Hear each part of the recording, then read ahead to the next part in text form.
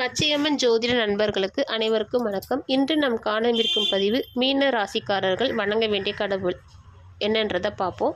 இந்த மீன ராசியில் பார்த்தீங்கன்னா பூரட்டாதி 4ஆம் பாதமும், உத்திரட்டாதி 1, 2, 3, 4 பாதங்களும், ரேவதி 1, 2, 3 பாதங்களும் உள்ளது. முதலில் பூரட்டாதி 4ஆம் பாதத்தில் பிறந்த நட்சத்திரக்காரர்கள் பார்த்தீங்கன்னா ஸ்ரீ ராகவேந்திரரையும் திருச்சியில் உள்ள ரங்கநாதர் பெருமாளையும் வணங்கி வர வேண்டும். வருடத்திற்கு ஒரு முறையாவது சென்று இத்தலத்திற்கு வேளக்கிழமை அந்த கிழமைகளில் போகலாம். போகும்பொழுது துளசி மாலை வாங்கி தரலாம். இதை மாதிரி செஞ்சுட்டு வந்தீங்கன்னா இந்த ஜாதகர் அடைய வேண்டிய அனைத்து சிறப்புகளையும் சீக்கிரமாக அடைவார்.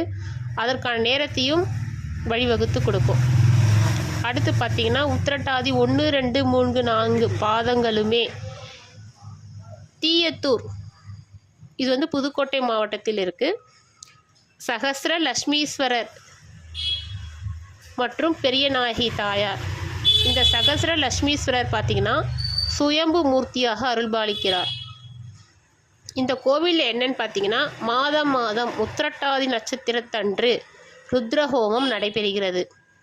அப்போது இந்த உத்திரட்டாதி நட்சத்திரத்தில் பிறந்த ஜாதகர் ஒரு நாள் முன்னதாகவே சென்று அங்கு அறை எடுத்து தங்கி அந்த கோவிலில் போய் விசாரிச்சுட்டு அந்த ஹோமத்திற்கு என்னென்ன தேவையான பொருட்கள் வாங்கி தரலாம் அப்படின்றதையும் விசாரிச்சுட்டு அந்த ஹோமத்தன்று தேவையான பொருட்களை உங்கள் தகுதிக்கு ஏற்ற உங்களால் முடிந்த அளவு உங்களால் எல்லாமே வாங்கித்தர முடியும் அப்படின்னா வாங்கித்தாங்க. உங்களால் என்னென்ன முடியுமோ அந்த கோவிலுக்கு தேவையான அந்த ஹோமத்திற்கு தேவையான பொருட்களை வாங்கித்தாங்க.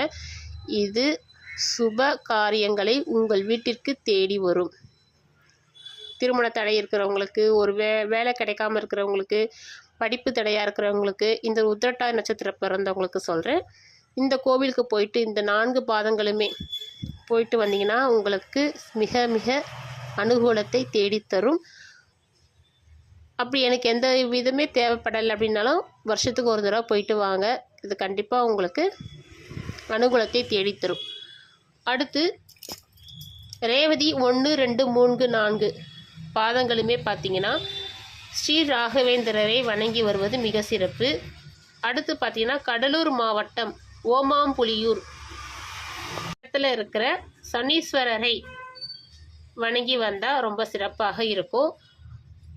அடுத்து தட்சிணாமூர்த்தியும் வணங்கி வந்தால் மிக சிறப்பாக இருக்கும்.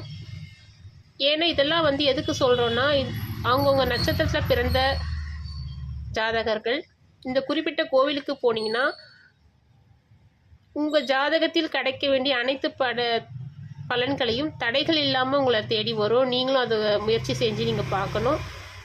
எல்லாமே உங்களுக்கு வாழ்க்கையில சக்ஸஸாக அமையும். இந்த ரேவதி 4ஆம் பாதத்தில் பிறந்த நட்சத்திரங்கள் பார்த்தீங்கன்னா பஞ்சமுக பைரவரை வணங்கி வந்தால் மிக மிக விசேஷமாக இருக்கும். உங்கள் ஜாதகத்தில் அனைத்து தடைகளும் விலகி உங்களுக்கு எல்லா விதமான செல்வங்களும் தேடி வர 100% வாய்ப்பு இருக்குது. அதனால் தொடர்ந்து இதை மாதிரி நான் சொன்னதெல்லாம் செஞ்சு வழிபாட்டு வருங்க. ரேவதி நட்சத்திரக்காரர்கள் வேப்ப மரத்தையும் அந்த வேப்ப மரத்திற்கு தண்ணீர் ஊற்றி உங்கள் வீட்டாண்ட இருக்க வேப்ப மரமாக இருந்தாலும் சரி, இல்லை கோவிலில் இருக்க வேப்ப மரமாக இருந்தாலும் சரி, நீர் ஊற்றி உங்களால் முடிஞ்சது தேவையானதை செஞ்சு கொடுத்து வந்தீங்கன்னா